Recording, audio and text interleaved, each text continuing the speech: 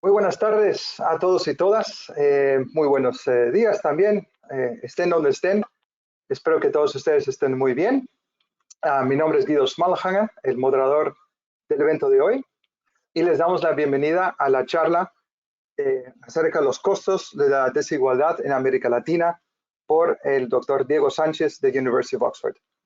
Este evento es auspiciado por Emerald Publishing en conjunto con Oxford Analytica. Y es un gran honor tener al doctor Diego con nosotros el día de hoy, en vivo, de hecho, desde Inglaterra, me cuenta el doctor, una tarde soleada.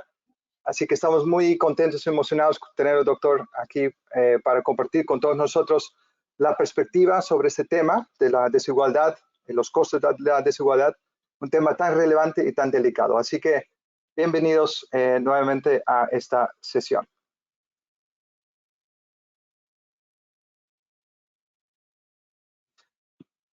Antes de iniciar formalmente a esta sesión, solamente para explicarles un poco la dinámica, en la parte derecha superior de su pantalla, ustedes verán un panel de control. Ustedes la pueden abrir el panel de control. Ahí verán primero que sus micrófonos están desactivados para evitar escuchar ruido de fondo. Segundo, ustedes van a tener la oportunidad de enviarnos sus preguntas y sus comentarios y, por qué no, sugerencias a lo largo de la sesión por el mismo chat. Y no se preocupe que vamos a dejar un amplio espacio para poder conversar con ustedes, contestarles sus preguntas, sus dudas hacia el final. Así que, pero no esperen hasta el final para enviarnos sus preguntas. Lo pueden hacer a lo largo de la sesión. Con mucho gusto, pues le contestaremos las preguntas para tener realmente un tipo de conversatorio al final. Esta sesión también es grabada, así que no se preocupen. Vamos a compartir con ustedes la liga a la grabación al finalizar la sesión, y también vamos a compartir con ustedes lo que es el certificado de participación, ¿sí?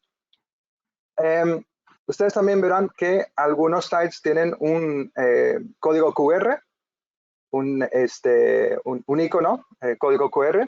Ustedes simplemente apuntan sus cámaras hacia ellos y automáticamente su celular se abrirá una página con información o de ese producto o de ese dispositivo.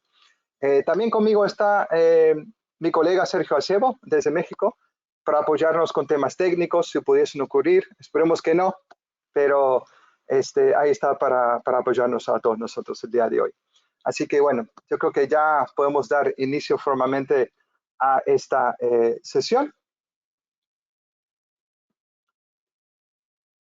Esa es la agenda de hoy.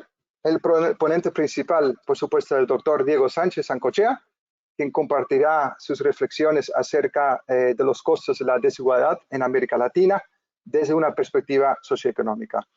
El doctor Sánchez, además de ser autor, profesor y director del Departamento de Desarrollo Internacional de la University of Oxford, también es miembro de Oxford Analytica. Y Oxford Analytica es una firma británica quienes publican expert briefings o análisis diarios. Y estos cubren eventos globales en ámbitos geopolíticos y socioeconómicos.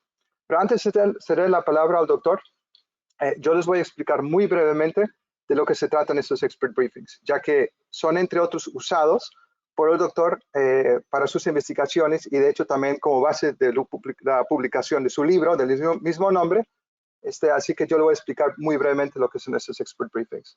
Pero antes de eso, voy a pasar las palabras a nuestra colega, la directora regional, Valeria García, para compartir algunas palabras de bienvenidas con todos ustedes. Así que adelante, Valeria.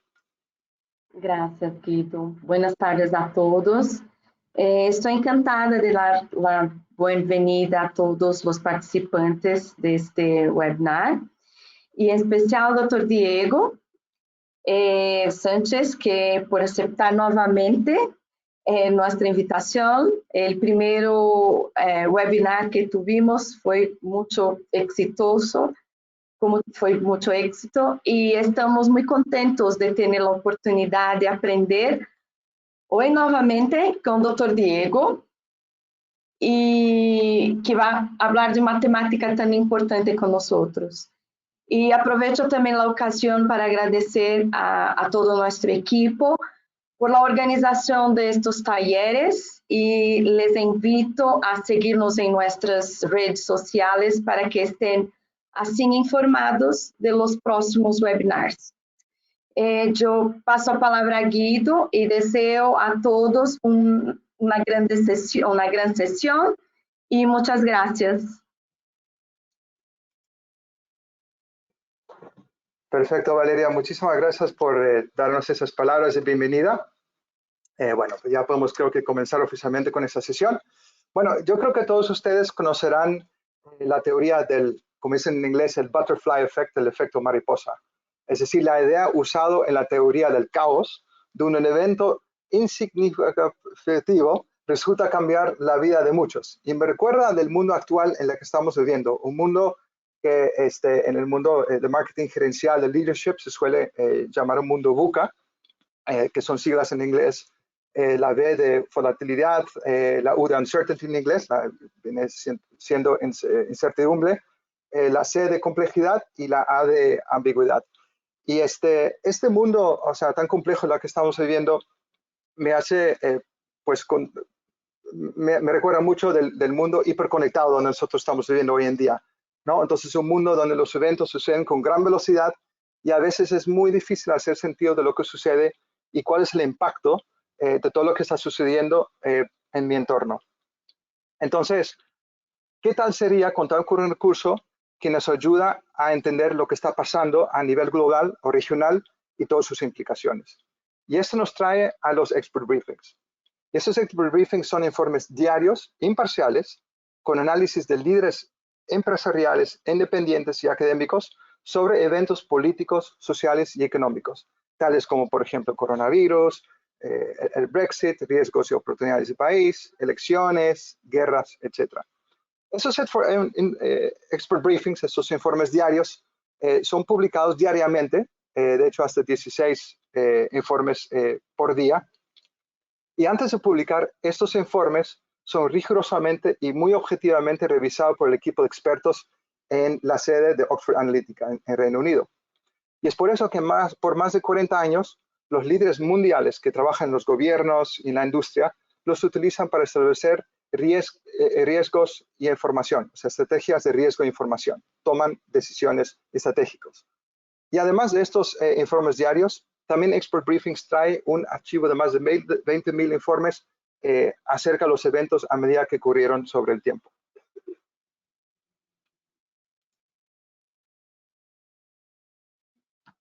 ¿Por qué son importantes para la academia? Bueno, antes que todo, pues como dije, ya son utilizados por muchos años en la industria, en gobiernos, y en la academia, bueno, lo que realmente hacemos es preparar a los líderes del día de mañana, ¿no? Y entonces es un instrumento, los briefings es un instrumento que encaja realmente perfectamente en usarlos como un instrumento de enseñanza para que los estudiantes e investigadores posicionen sus trabajos en un contexto del mundo real. De hecho, el doctor Diego en su presentación, él nos va a explicar cómo él utiliza los expert briefings dentro de su trabajo diario en la academia en sus investigaciones.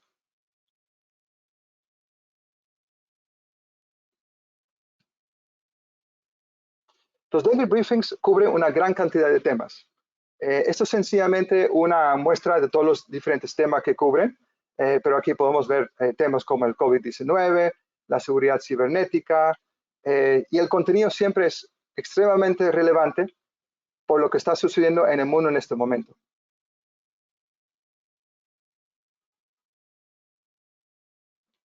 Aparte de los temas globales, la fuerza de los expert briefings, los informes diarios, es que también tiene mucho contenido acerca de lo que está pasando en el mundo actual, ¿no? Aquí en América Latina. Entonces, creo que me saltó el slide. Perdón, aquí estamos.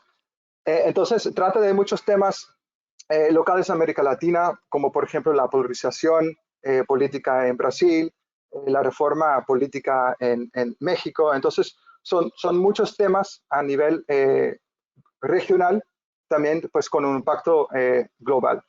Entonces, aunque estos informes se publican a diario, realmente son análisis de interpretaciones imparciales a lo largo de que estos eventos se vayan ocurriendo. Esto nomás es un ejemplo de un expert briefing. Entonces, como ustedes verán, los expert briefing tienen características muy únicas. Primero, son análisis detallados, pero condensados en formatos que se pueden leer de una manera rápida y fácilmente. Y esto elimina muchas horas de tener que estar buscando en Internet por información veraz, ya que con expert briefings, los informes, se puede realmente confiar en el contenido. Entonces, lo que destacan los expert briefings en realidad es la estructura. Entonces, cada informe viene con una evaluación de la importancia, evalúa la importancia, el significado, el análisis como tal y la conclusión. Es decir, básicamente nos dice qué sucedió, por qué es importante y qué es probable que suceda después.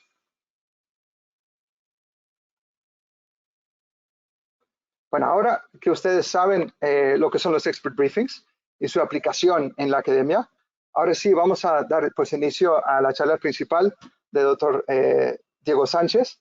Así que le voy a empezar a ofrecer el control.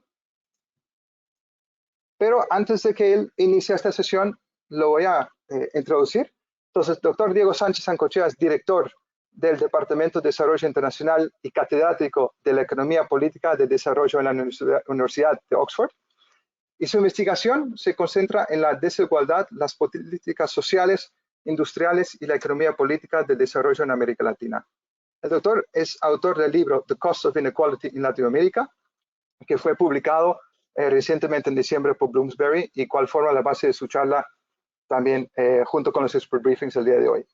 Además, Diego Sánchez ha coeditado 4 libros y publicado numerosos artículos en revistas internacionales. Estudió su doctorado en economía en la New School for Social Research, su maestría en administración pública en el Instituto Ortega y Gasset y la licenciatura en economía en la Universidad Complutense de Madrid. El doctor Diego Sánchez ha sido consultor para diversos organismos internacionales como la CEPAL, la OIT y el Banco Mundial, y es Region Head de Oxford Analytica. Entre 2018 y 2019 fue investigador invitado del Kellogg Institute. Así que, doctor, ya es todo suyo para que nos comparte sus experiencias sobre los costos de desigualdad en América Latina. Adelante, doctor. Perfecto, muchísimas gracias, Guido. Solo asegurarme, se ve la presentación, ¿verdad? Sí, la estamos viendo, doctor. Perfecto. Muchísimas gracias. Buenas tardes a todas y a todos.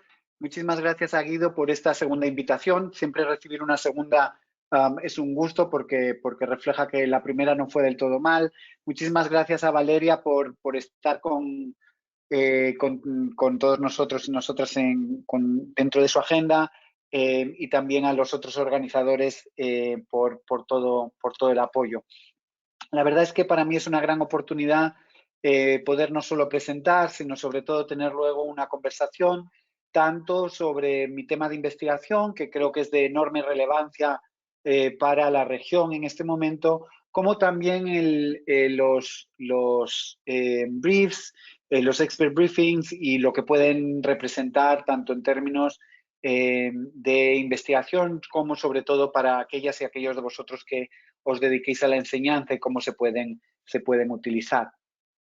Entonces, el punto de partida, antes de discutir la presentación de hoy, que como decía Guido estará basada en mi último libro, es pensar cómo se conecta esta presentación con el tema por el que hemos organizado este evento, porque Emerald estaba interesada en tener esta conversación. Y es el hecho de que, como decía Guido, estos documentos de entre 1000 y 1500 palabras son, ante todo, una oportunidad de profundizar en las noticias de actualidad, pero lo hacen de una manera muy concreta, que es tratando de poner esa noticia de actualidad en contextos más amplios. Pueden ser en contextos comparativos o pueden ser en contextos estructurales, es decir, tratar de entender cómo los sucesos que pasan en un determinado momento, la pandemia, una crisis política en un determinado país, ahora el intento de reforma tributaria en el caso de Colombia, tienen lugar dentro de toda una historia que es interesante comprender si se quiere comprender la realidad de este momento. Y por supuesto, el tema que hoy me gustaría discutir, el hecho de la desigualdad en América Latina es sin duda una condición estructural, una condición de largo plazo que afecta a la región desde por lo menos comienzos del siglo XX, pero que afecta todavía hoy a buena parte del desarrollo político, económico y social. No podemos entender, por ejemplo, la reforma constitucional en Chile o el descontento social en Perú o en Colombia si no lo ponemos dentro del marco de la desigualdad. Y es por ello que cuando recibí la amable invitación de volver a hablar y conversar con todas y todos vosotros, decidí que este podía ser un tema relevante precisamente para pensar en el presente de la región, en el pasado de la región y con ello en los export briefings. El punto de partida, por supuesto, es que la desigualdad es hoy más importante o tan importante como nunca en el contexto de la pandemia. Decía el secretario general de las Naciones Unidas, Antonio Guterres, en julio del año pasado, que la desigualdad define este momento de pandemia en el que todos supuestamente estamos flotando en el mismo mar, pero él decía, está claro que unos lo hacen en superyates, mientras que otros se agarran como pueden a aquellos escombros que están a la deriva. Es esta idea de que las oportunidades de hacer frente a un contexto cada vez más complicado dependen muchísimo de los recursos que uno tiene, de las oportunidades que uno tiene y del poder económico, político y social con los que una y uno cuenta. En este contexto es importante aquí pararse de todas maneras a ver qué es lo que estamos entendiendo por desigualdad, puesto que esa tiene una cantidad significativa de dimensiones. Es claro cuando se consideran las realidades latinoamericanas, pero también cuando se consideran los sucesos que han pasado recientemente en Estados Unidos, que podemos hablar de desigualdad de raza, de desigualdad de género, de desigualdad de ingreso o de desigualdad de etnia, como distintas dimensiones que se interrelacionan, que a veces se superponen, pero que también son independientes. Yo me voy a concentrar sobre todo en la desigualdad del ingreso, más que en las otras dimensiones, por ser una que es particularmente significativa en la región, por ser una que además media los otros procesos y por ser una que es muy evidente en términos de su relación con la política, pero soy muy consciente también que está relacionada con las otras y que quizás en las preguntas y en la conversación posterior podemos considerar algunas de esas relaciones. Ahora, si pensamos en cuál es esta desigualdad de ingreso-clase, si os fijáis y si pensáis, muy a menudo esta es una dimensión que se piensa como las diferencias en cuanto al ingreso entre todos los grupos de población. Es decir, pensar en el coeficiente de Gini, por ejemplo, que algunos conoceréis, que va desde 0 a los países menos desiguales al 1 a los países más desiguales y que lo que hace es organizar a todos los individuos. Es decir, y lo importante es cuál es la diferencia de ingreso entre cualquier persona dentro de la población. A mí, sin embargo, me parece más interesante pensar en la desigualdad como derivada de 3 dimensiones fundamentales. En primer lugar, y quizás lo más importante, es la desigualdad generada por la concentración de la renta entre los más ricos. El trabajo del economista francés Thomas Piketty, en colaboración con otros economistas como Saez, ha mostrado muy claramente el hecho de que en buena parte del mundo, y en América Latina también, la desigualdad se caracteriza sobre todo por la enorme cantidad de ingreso que tiene un grupo relativamente pequeño de población, ya sea el 1% o incluso el 0.1 o el 0.01% de la población de cada uno de nuestros países.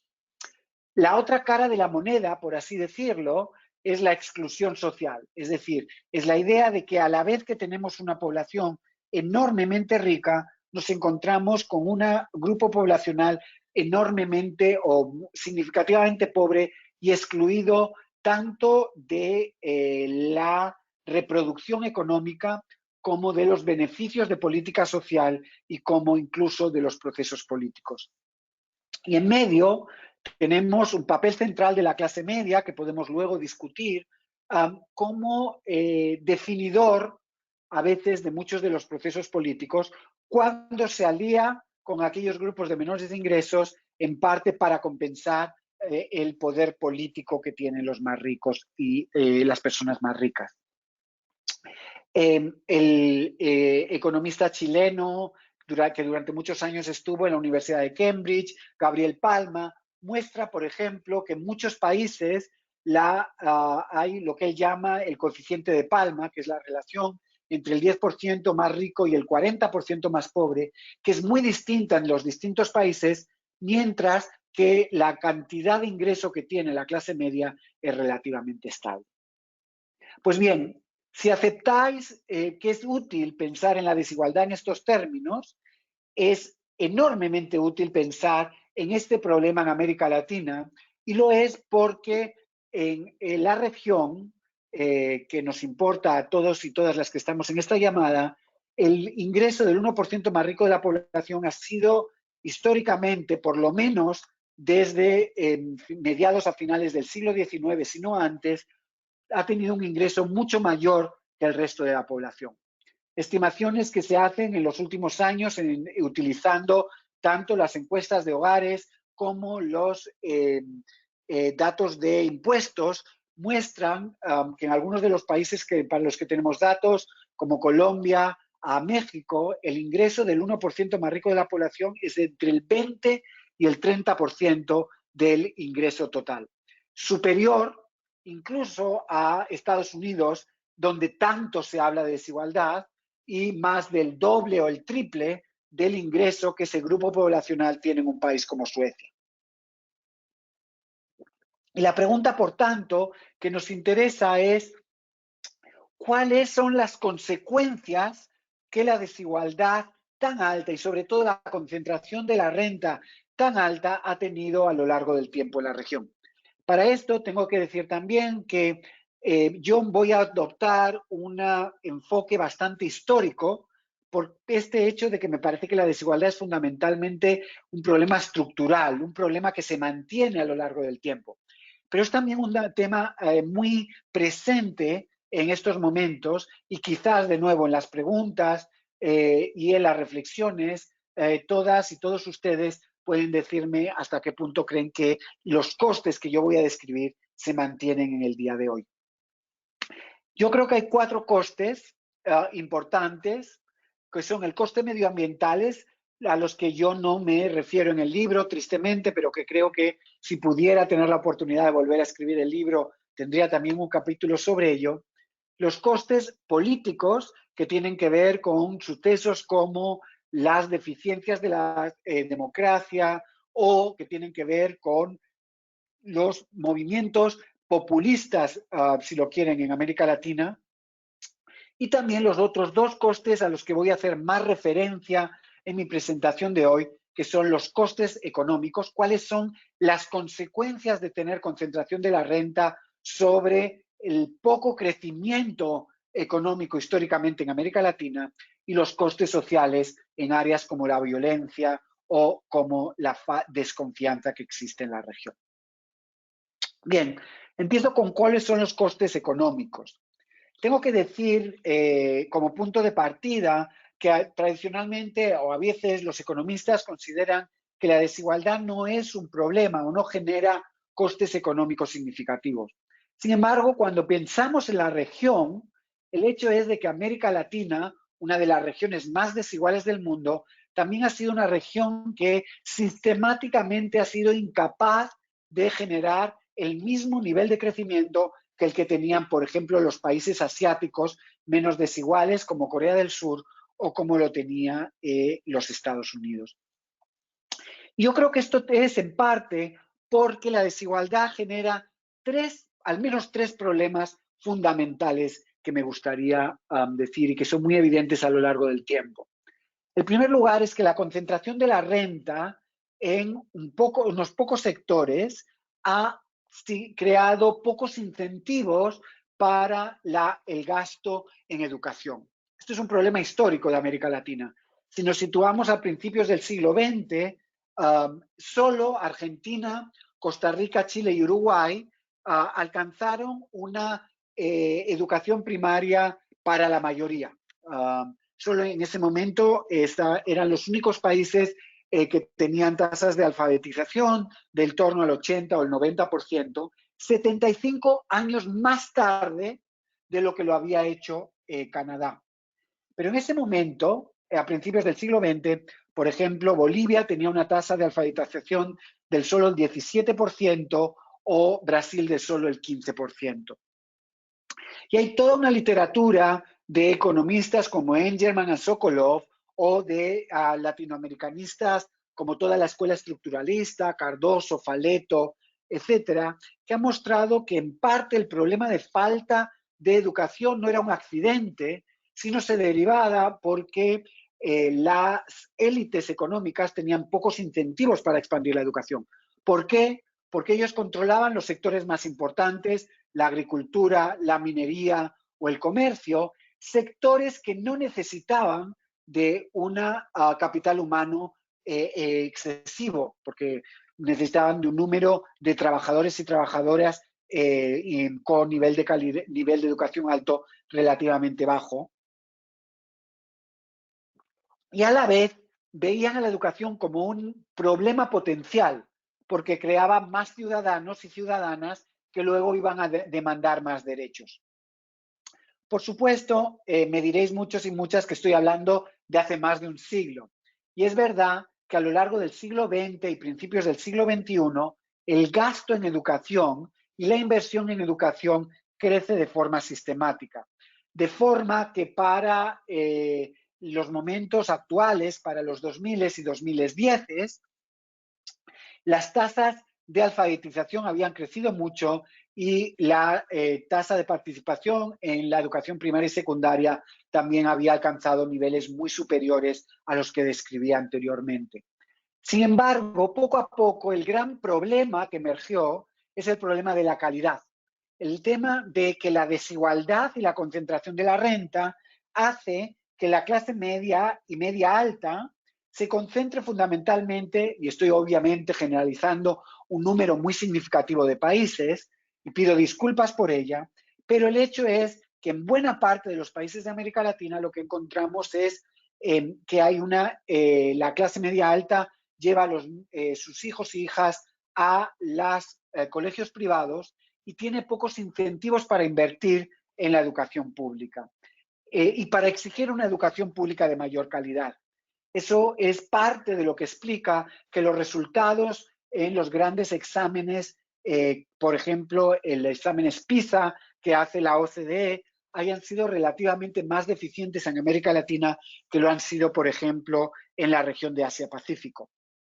Así que cuando consideramos los exámenes en matemáticas, tenemos que el 63% de los y las latinoamericanas que hacía menores de 15 años, de 15 años que hicieron el examen, solo un 63% de esos niños y niñas no alcanzaba un nivel recomendado de conocimiento en matemáticas, comparado con un solo 23% en los países más ricos del mundo y un 9% en los países de Asia-Pacífico. Y tenemos problemas similares, por ejemplo, en la educación primaria, donde un examen de UNESCO en el año 2006 mostraba que solo un tercio de los estudiantes tenían el nivel requerido en lectura.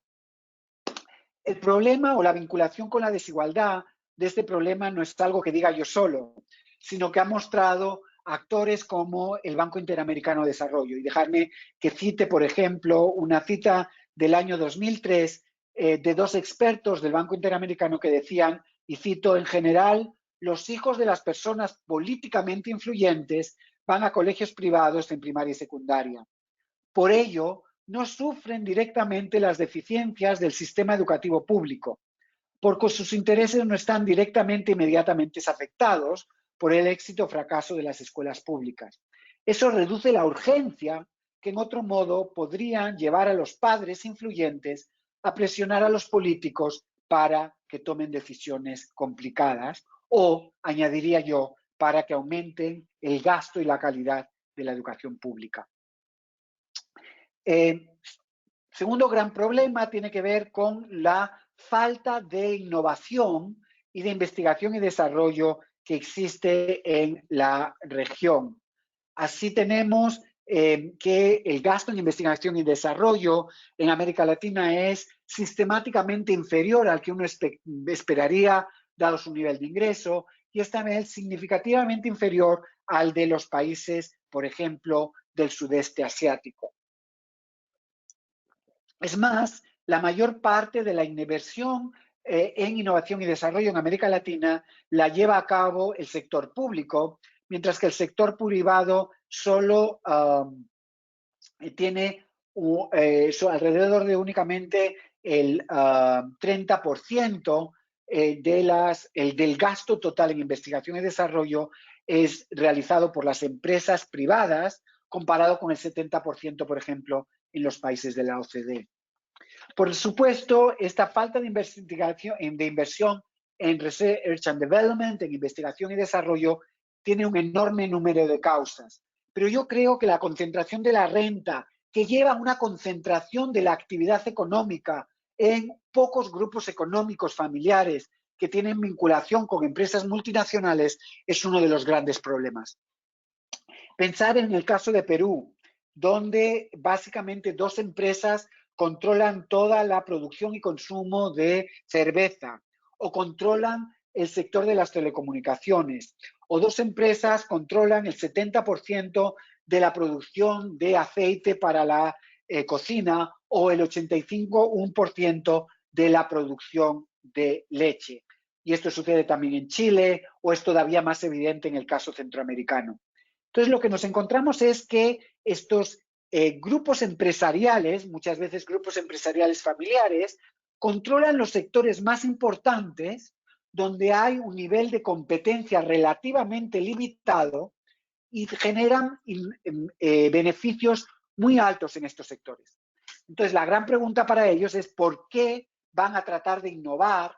¿Por qué van a tratar de moverse a sectores donde la competencia china y la competencia de los Estados Unidos es tan alta cuando pueden beneficiarse de altas tasas de beneficios, perdón por la redundancia, en los sectores que ellos controlan?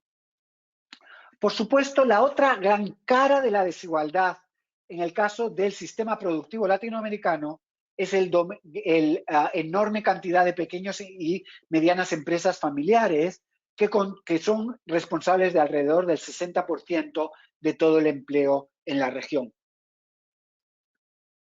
Y que son empresas que, dada su baja productividad y su baja tasa de beneficio, simplemente no cuentan con los recursos para innovar.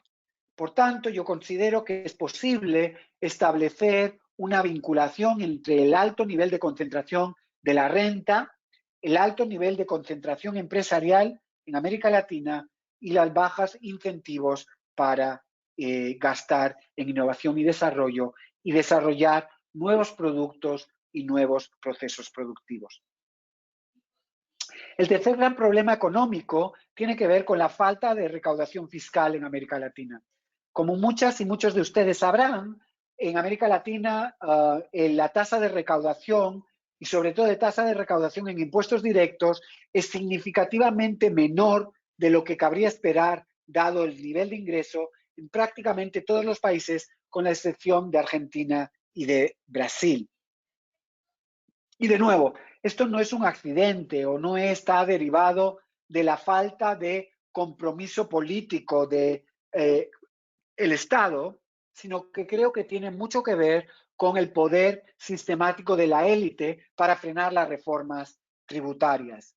Hay toda una serie de mecanismos que esa élite económica utiliza y que discuto en el libro, que han discutido, por ejemplo, la ONG Oxfam en distintos trabajos para la región, que tienen que ver, por ejemplo, con el control que ejerce un grupo relativamente limitado de población sobre los medios de comunicación y sobre las televisiones, que lo que hace que ellos tengan capacidad de determinar los grandes debates y, por ejemplo, de presentar los impuestos como un problema en lugar de como una necesidad para gastar luego en infraestructura, en educación, en salud y en otros gastos necesarios para la competitividad.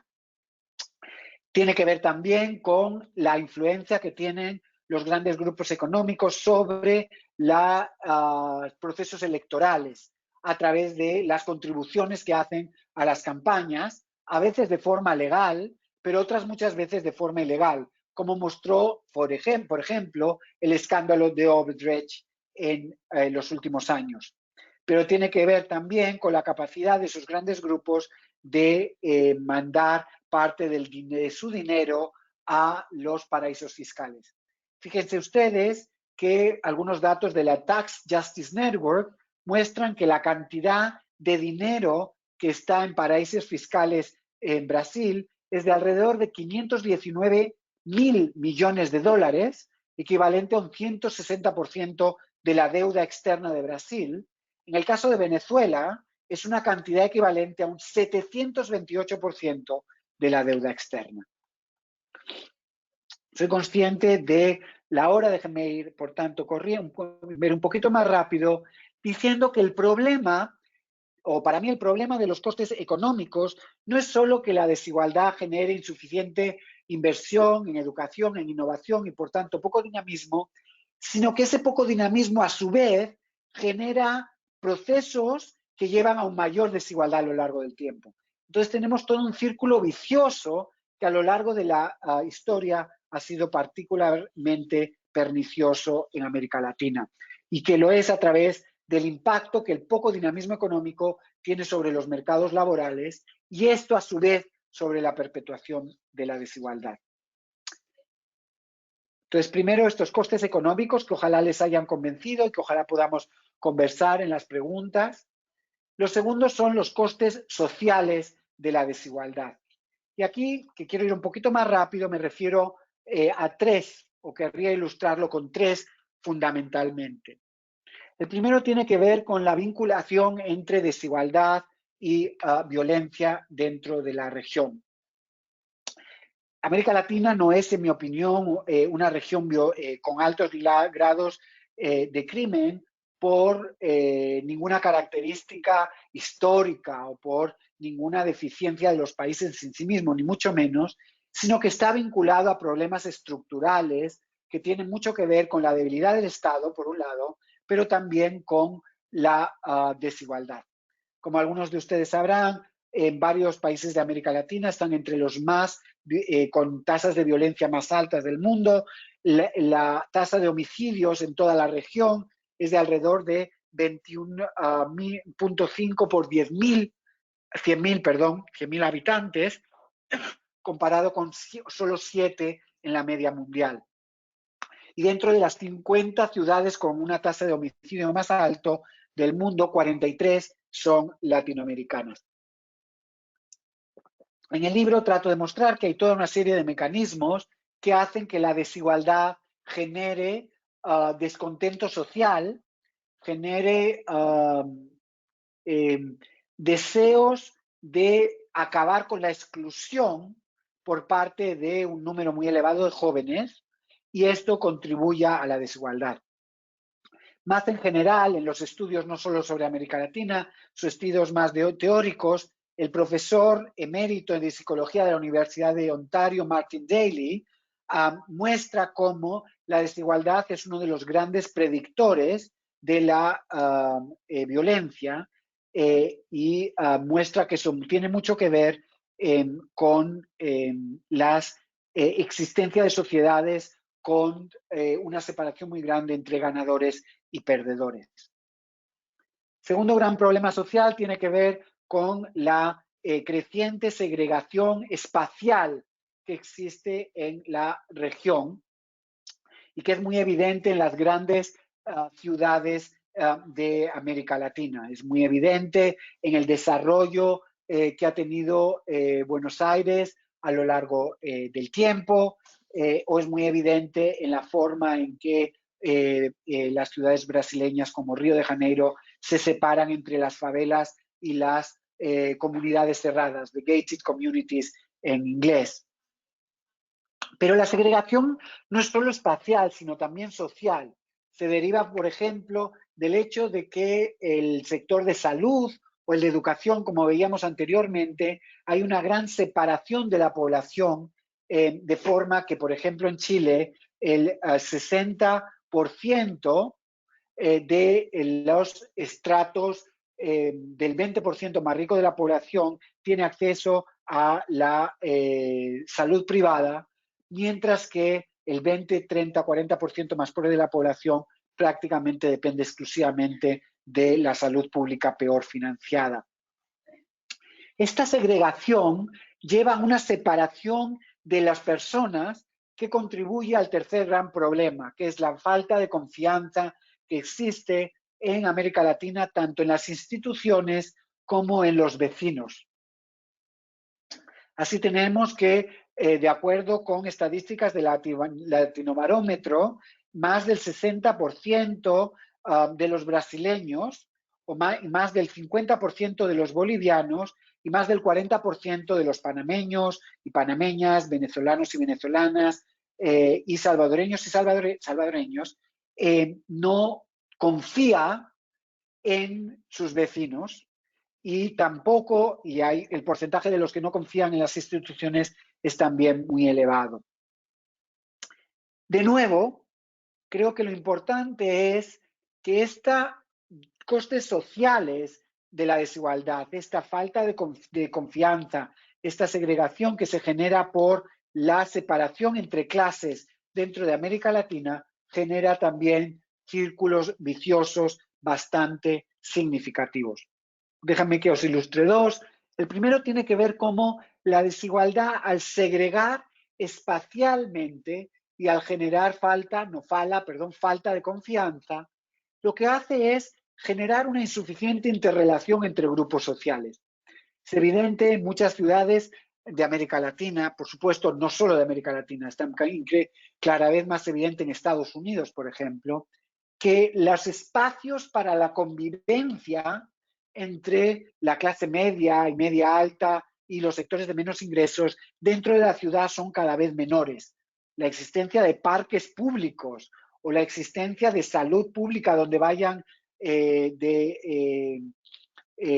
ambulatorios públicos de salud donde vayan distintos grupos poblacionales es muy baja.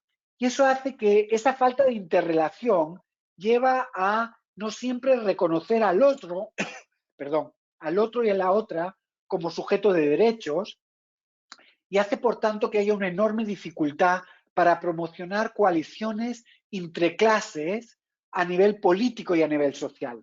Y lo que sabemos es que los estados de bienestar, las políticas sociales ambiciosas, solo tienen lugar cuando la clase media se alía con los sectores de menores ingresos para demandar mejores derechos sociales, mayores derechos sociales, y esto es algo que no ocurre en América Latina. El otro círculo vicioso que podemos pensar es cómo la desigualdad genera violencia, pero esa es una violencia concentrada en el espacio. No es una violencia que afecta a todos los grupos y a todas las partes de las ciudades iguales.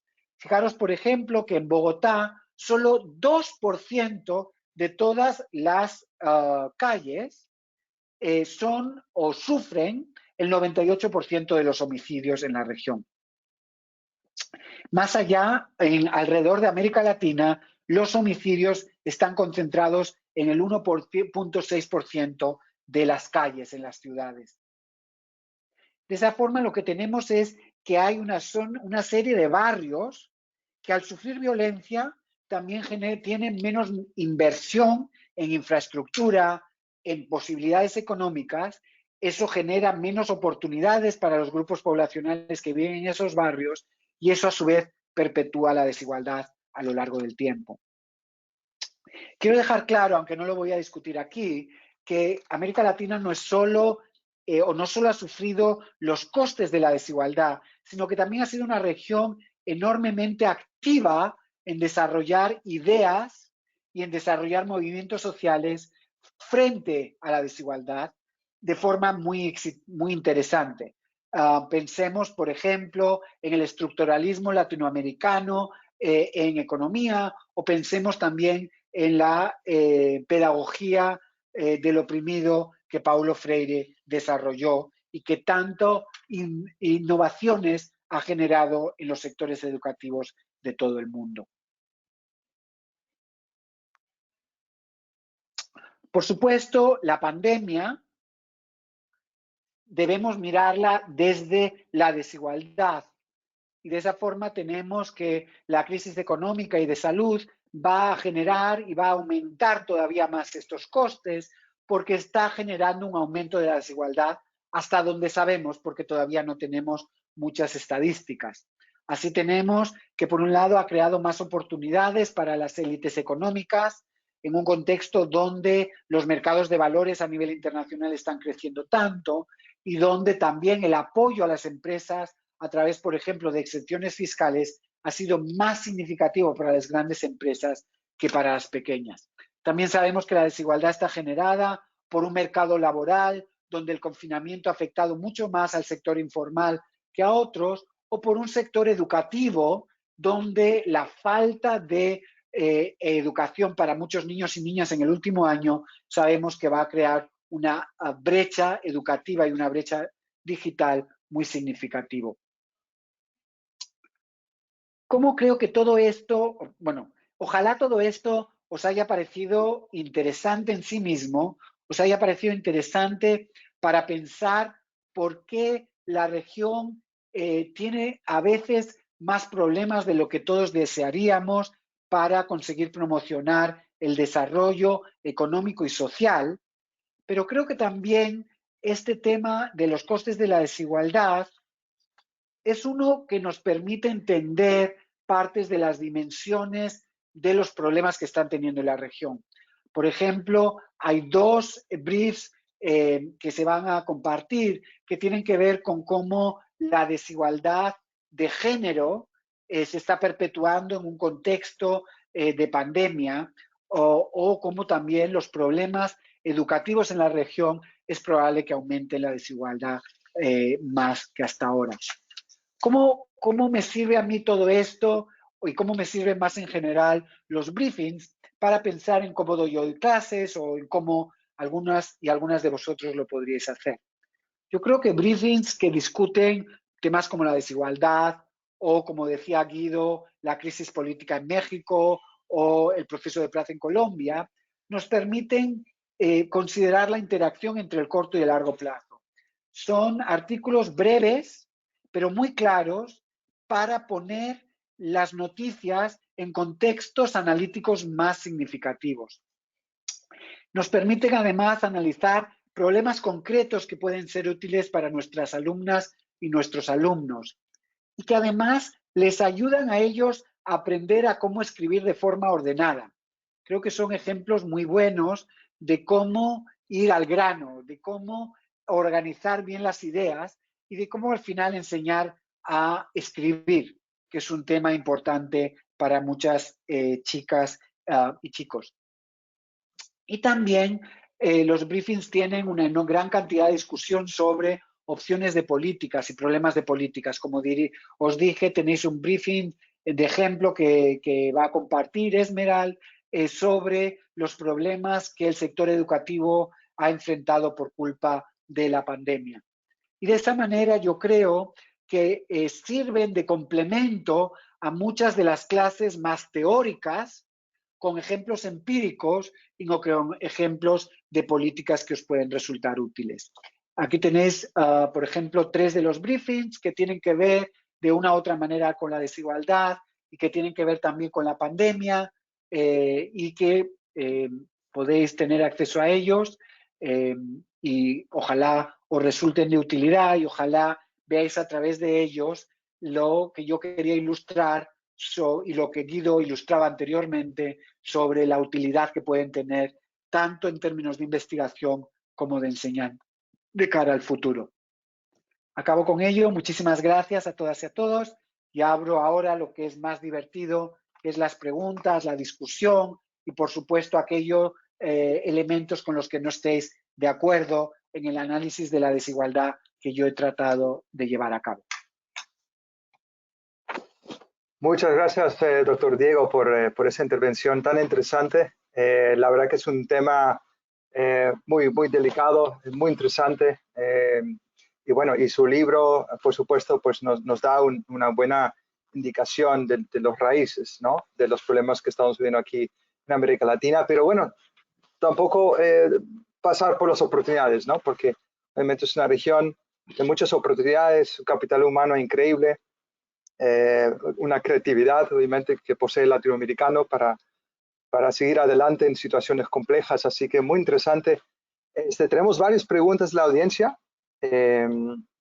Voy a compartir primero una reflexión del señor Benjamín Anguas, que nos dice: la desigualdad en América Latina y en el mundo derivan de la existencia del neoliberalismo en los países desarrollados. Así que mientras no desaparezca esta economía expoliadora de una minoría, o sea, que explota a la minoría, contra la mayoría de los países del mundo, no habrá soluciones de largo plazo. El exponente, usted, doctor Diego, dice que no, usted no va a raíz de la problemática, por lo que se queda a medio camino de explicar el problema. Su componente de la clase media, por ejemplo, no significa lo mismo en los países de América Latina. Es decir, bueno, hay un componente del cual habla el señor Benjamín sobre el neoliberalismo y obviamente pues efectos, ¿no? sobre las situaciones que estamos viviendo en América Latina. ¿Cuáles son sus ideas con respecto a esta ponencia? Muchísimas gracias. Sí, creo que es un tema sin duda importante y no olvidar. Y creo que el comentario tiene dos dimensiones a los que me gustaría hacer referencia. Por un lado tiene el elemento del neoliberalismo y por otro el elemento de la dependencia, es decir, el hecho de la importancia que tienen los países del norte global, del centro, en términos estructuralistas, de afectar a lo que pasa en la periferia. Sin duda, no tengo, y coincido con Benjamín en su reflexión sobre la importancia que tiene las desigualdades creadas por el norte global. Es muy evidente, por ejemplo, en la pandemia, tanto en la forma en que las vacunas se han expandido a lo largo del tiempo, como en la distinta capacidad para desarrollar políticas fiscales expansivas, que hay una enorme desigualdad entre países del norte y del sur. Sin embargo, quizás en donde nos separamos Benjamín y yo es que yo no creo que ese sea el único factor. Creo que es súper importante entender que la élite económica en América Latina se ha beneficiado de esa estructura de desigualdad a nivel global, ha colaborado muchas veces con empresas multinacionales para generar y seguir beneficiándose de esa desigualdad. Entonces, creo que entender las conexiones entre el elemento externo y el elemento interno es particularmente importante. Lo otro, no me cabe duda de que las políticas del consenso de Washington, por cierto, el economista que las promocionó, John Williamson, acaba de morir y fue tan importante en la difusión de esas políticas que sin duda aumentaron la desigualdad en la región. Existe un número significativo de estudios de cómo la desigualdad aumentó en los años 90 como consecuencia de algunas de esas políticas. Sin embargo, tenemos que ser conscientes también que antes de la llegada del neoliberalismo existe una serie de estudios que muestran que América Latina era ya desigual y que lo era por una serie de procesos que tienen que ver, en mi opinión, con la concentración del poder social, político y económico en un grupo reducido de la población. Entonces, creo que de alguna manera el neoliberalismo empeora procesos que son de más larga data y que tienen que ver con la conexión entre la desigualdad y dependencia externa de la que hablaba Benjamín y el poder de la élite al que yo ponía más acento en mi presentación. Perfecto, muchas gracias, doctor, por su reflexión, por sus ideas. Tenemos varias preguntas entrando ahora. Estamos viendo el tiempo, nos quedan varios minutos para ir interactuando con la audiencia. Otra pregunta, doctor, para usted es si podría ampliar su opinión de la crisis política de México.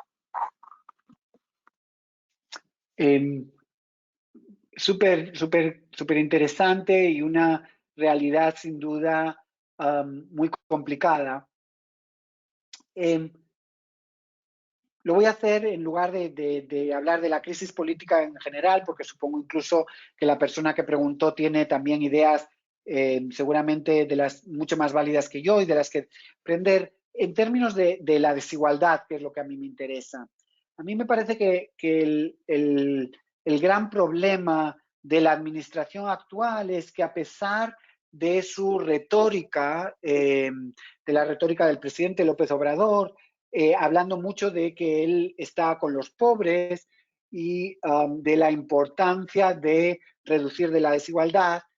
Lo cierto es que las políticas han sido en buena medida políticas que no han roto con el modelo neoliberal, utilizando la estrategia de Benjamín anterior. El problema mexicano es que si pensamos en la política social, no ha habido una expansión de la política social universal en salud y en educación, que a mí me gustaría y que creo que es importante.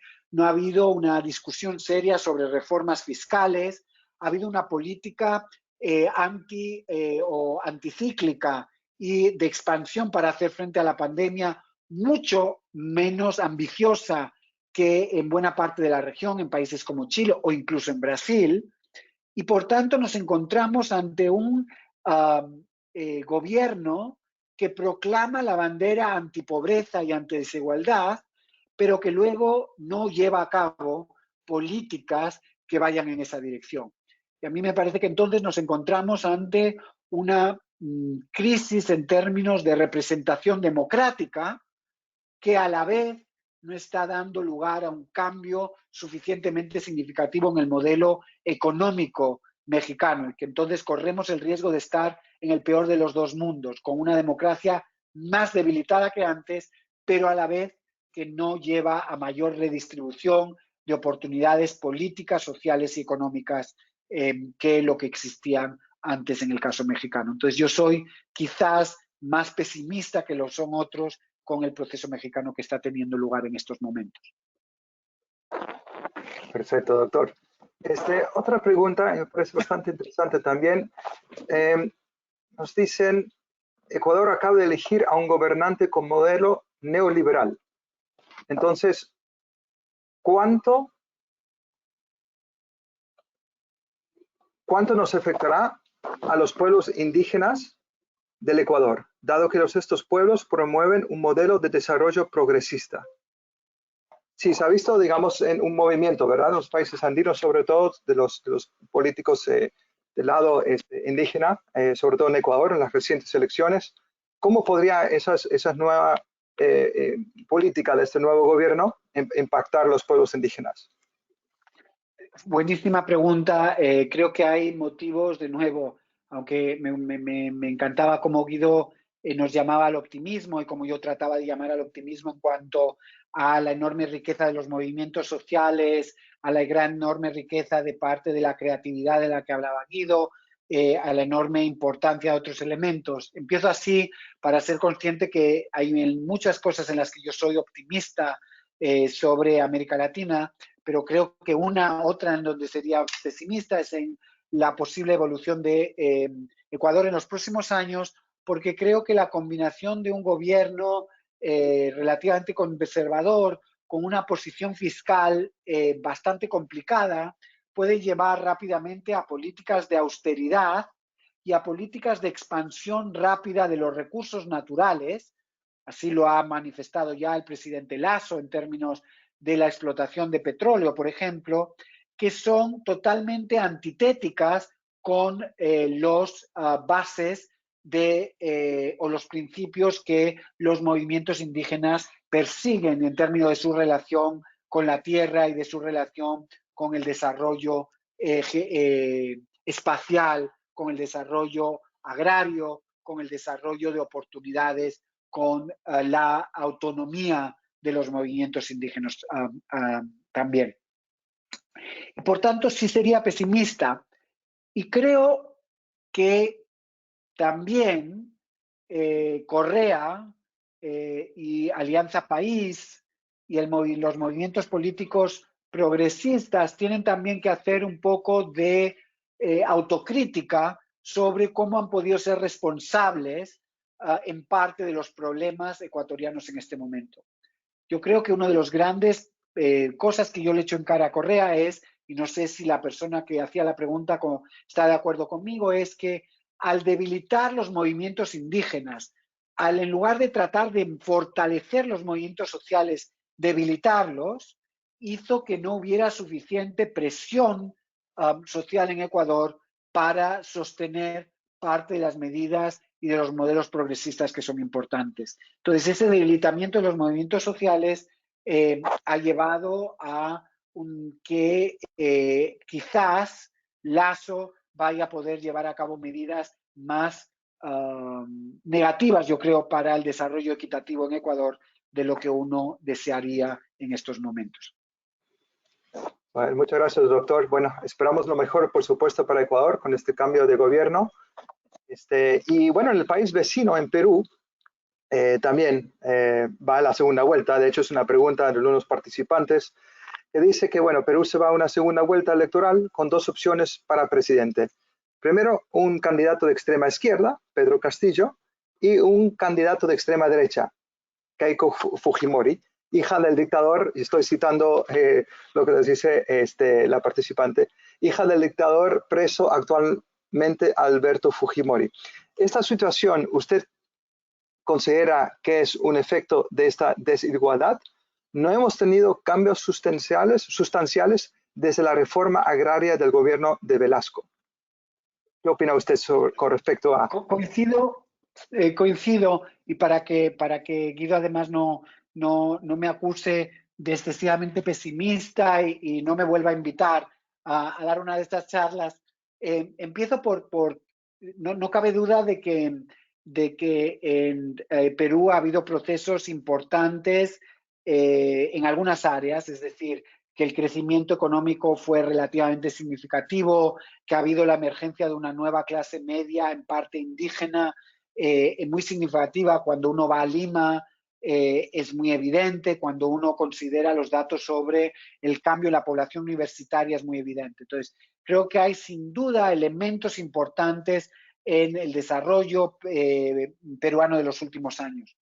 Pero sin duda coincido con la compañera que hacía la pregunta sobre el hecho de que en Perú la desigualdad ha llevado a un debilitamiento de las instituciones políticas y estatales que está detrás de los problemas políticos actuales. En buena medida, Perú se encuentra ante una clase política que no tiene partidos programáticos fuertes que permitan generar políticas estables de redistribución a lo largo del tiempo, que permitan llevar a la mesa modelos de desarrollo alternativos y que puedan mantenerse a lo largo del tiempo. Y ante eso es muy obvio que la población busca nuevas opciones, busca mostrar en las urnas cuán descontento está con un sistema político que no crea nuevas oportunidades de vida. Entonces, sin duda, creo que el hecho de que en este momento haya alternativas tan complicadas, no solo por sus ideas económicas, sino en mi opinión, de nuevo es solo mi opinión, que dejo claro, sobre tan problemáticas en términos de los derechos sociales y de los derechos de distintos grupos poblacionales, como son los dos candidatos en este momento, creo que tiene mucho que ver con el descontento de la población ante un sistema político que es incapaz de generar una mejora sistemática en las oportunidades de vida para un nivel elevado de la población peruana. Perfecto, doctor. Bueno, en vista del tiempo, ya estamos pasando un poco la hora, habíamos previsto una hora para esta sesión. En todo caso, les vamos a contestar a la audiencia que siguen llegando las preguntas, doctor, pero les vamos a ir contestando también sus preguntas posteriormente por correo electrónico. Solo para resumir, doctor, si es posible, por supuesto, ¿no? Porque esto es un tema tan amplio, pero en cuentas resumidas, ¿cómo podemos hacer que la desigualdad en América Latina reduzca? ¿Cuáles serían, como en un nutshell, como dicen los ingleses, una manera para reducir esa desigualdad tan abrumadora en América Latina? Creo que es una pregunta fundamental, y es una pregunta fundamental, fíjate, no solo para América Latina. O sea, lo que también me gustaría que quedara claro es que este problema, que ha sido evidente durante mucho tiempo en América Latina, es cada vez más evidente en otras partes del mundo. Uno no puede entender, por ejemplo, la política en Estados Unidos sin entender la desigualdad creciente en Estados Unidos. Entonces, esa pregunta que me haces, Guido, creo que es una pregunta que nos debemos hacer todos y todas, casi independientemente de los países en los que nos encontremos. Yo creo que, lo diría brevemente, que es necesario un cambio en las ideas, un cambio en las políticas y un cambio en la política. Brevemente, un ejemplo de cada una de ellas. En las ideas, creo que debemos criticar las ideas todavía que algunas veces sí son dominantes en la región, que nos dice que o bien uno reduce desigualdad o bien uno promueve crecimiento, que las dos cosas no se pueden hacer a la vez. Algunos de los países más exitosos del mundo en términos de crecimiento lo han sido porque fueron capaces también de reducir desigualdad y de mejorar las oportunidades económicas. Pienso, por ejemplo, en Corea del Sur, pienso, por ejemplo, en Taiwán, o pienso, por ejemplo, en los países nórdicos. Entonces, debemos defender la idea de que reducir desigualdad es también bueno para el desarrollo y para el crecimiento y la transformación económica. En términos de políticas públicas, creo que es muy importante tratar de avanzar hacia políticas universales. Y creo que la pandemia ha mostrado muy claramente, por ejemplo, que si queremos mejorar la situación de salud de todos, debemos invertir en educación, en salud para todos. Que si queremos mejorar las oportunidades de un Estado que haga mejor las cosas, tenemos que tener estados que recaudan más impuestos. Y esto no es ya una idea radical, es una idea que cada vez más gente comparte, incluido el Fondo Monetario Internacional. Y lo digo porque el fondo no puede ser acusado de radical. Y en tercer lugar, hay que repensar las políticas, donde tenemos que dar más espacios a los movimientos sociales y donde tenemos que tratar de fortalecer aquellos partidos políticos con programas de medio y largo plazo.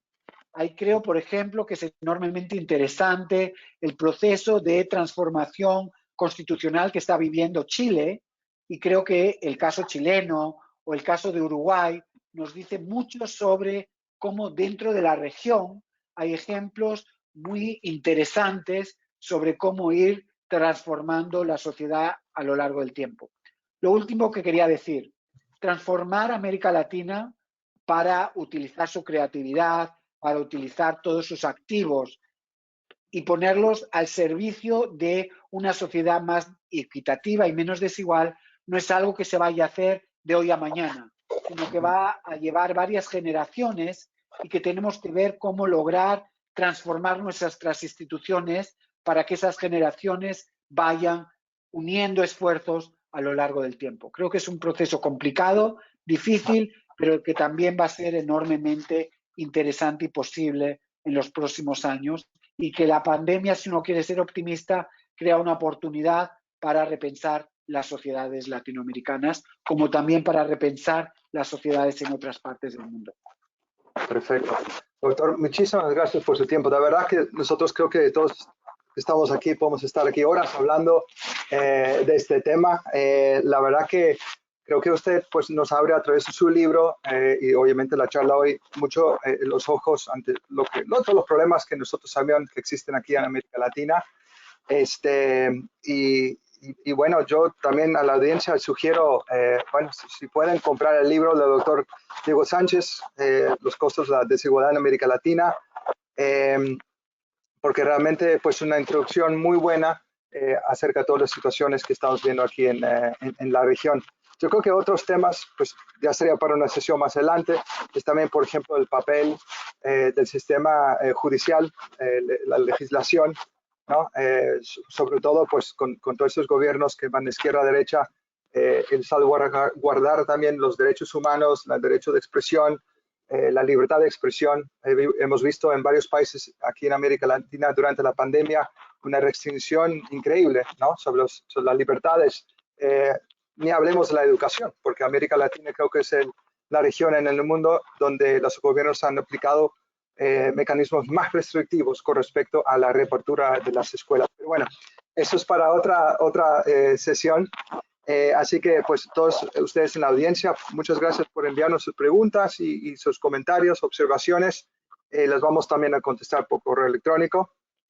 Solo quería aquí de mi parte, queremos, vamos a ver, compartir las próximas sesiones que vamos a tener aquí nosotros también en breve. A ver si me colabora aquí mi pantalla. Aquí estamos. Estas son otras sesiones, bueno, sesiones que hemos hecho en el pasado, en el 2020, y tenemos una página en YouTube, Emerald Publishing. Con este código QR ustedes tienen acceso directo a la página en YouTube, donde ustedes pueden ver todas las sesiones que hemos tenido, no solamente hablando de estos temas, pero también nosotros como Emerald Publishing publicamos también libros, revistas y demás. Y nosotros como Emerald Publishing le damos mucho apoyo con respecto a cómo hacer la investigación, cómo publicar en revistas y libros electrónicos y demás. De hecho, tenemos otras sesiones próximas.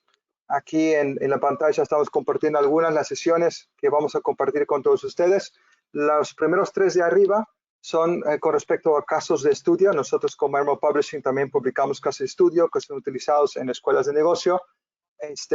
Y es una serie de tres webinars, de hecho, dictados por el profesor Rodrigo Villalobos, de NIACAP de Chile. Y luego también tenemos otras sesiones más adelante sobre jornadas de autor, donde tenemos autores, profesores de diferentes universidades de América Latina que nos hablan sobre las experiencias y consejos para la publicación de libros electrónicos. Y también tenemos una sesión de Meet the Editors, donde algunos de los editores en chief de las revistas de Emerald van a practicar con ustedes sobre las mejores prácticas de las publicaciones, de cómo publicar revistas electrónicas.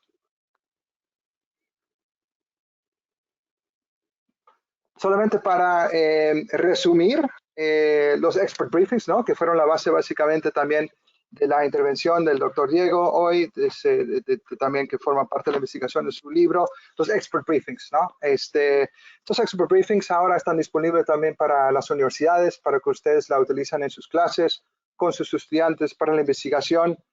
Bueno, y hay algunas razones principales por las cuales estos son muy interesantes para ustedes. Primero, el hecho de que son de alta confianza. Estos análisis son hechos por un grupo de expertos a nivel mundial. Siempre tratan de temas muy actuales, estos expert briefings, y además complementan muy bien lo que nosotros como Emerald Publishing publicamos, además en las revistas, casos de estudio y libros electrónicos. Entonces, los expert briefings creo que son un componente muy interesante para apoyar a todos ustedes en sus investigaciones en las instituciones a las que ustedes pertenecen. Bueno, creo que ya llegamos al final de la sesión de hoy. Solo quería agradecer a todos ustedes. Nuevamente, doctor Diego, muchísimas gracias por su tiempo. Ya es de noche, ¿dónde está usted? Muchas gracias por su intervención, muy interesante. Y bueno, todos ustedes en la audiencia, esta sesión está grabada, se graba, entonces la pueden escuchar de nuevo. Voy a compartir también las preguntas con el doctor Diego para que los conteste a los que no hemos podido contestar. Y nada, les deseo a todos ustedes una muy feliz tarde, buenos días donde estén, y acá también les dejo en este slide algunos códigos QR con informaciones sobre los expert briefings, donde lo pueden encontrar.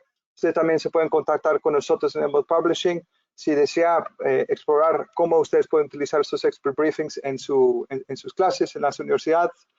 Y nada, con esto quiero pues terminar esta sesión. Nuevamente, muchísimas gracias a todos ustedes por participar y nos vemos en la próxima sesión. Muchas gracias, doctor Diego. Gracias a ti, Guido. Gracias por su tiempo. Muchísimas gracias a ti, a toda la audiencia. Gracias a todos. Un gusto siempre. Gracias, Valeria, a ti también. Y aquí tenemos doctora Valeria, ¿qué tal? Buenas tardes. Si usted no quiere compartir algunas palabras, no solamente para despedirnos de la audiencia. Sí, gostaria de agradecer a todos. Foi uma excelente apresentação, como sempre, Dr. Diego.